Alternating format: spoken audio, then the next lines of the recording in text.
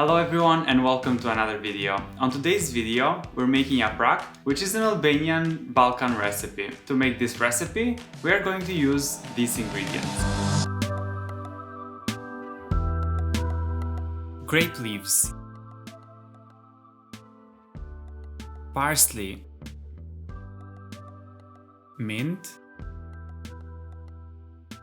dill, 1 pound of ground beef, a few scallions, and half a cup of rice. Let's start by slicing the scallions and putting them in a big pot. Next, we are going to chop the dill and put them on the same pot. We are going to do the same thing for the parsley and the same thing for the mint. Once we have all the herbs in the pot, let's add some olive oil and turn the heat up. We are going to continuously mix for about 2 minutes and then add the rice and the ground beef.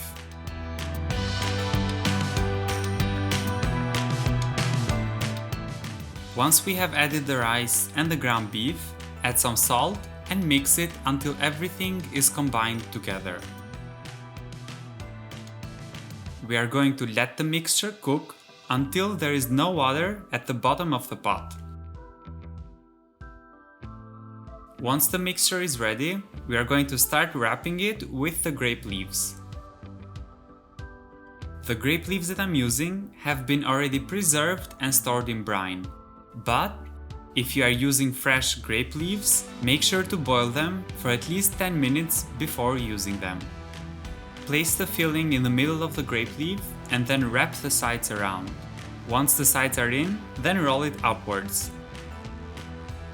At the bottom of the pot, let's put some grape leaves to prevent it from burning. Place the yaprak that we just made and let's start preparing the second one.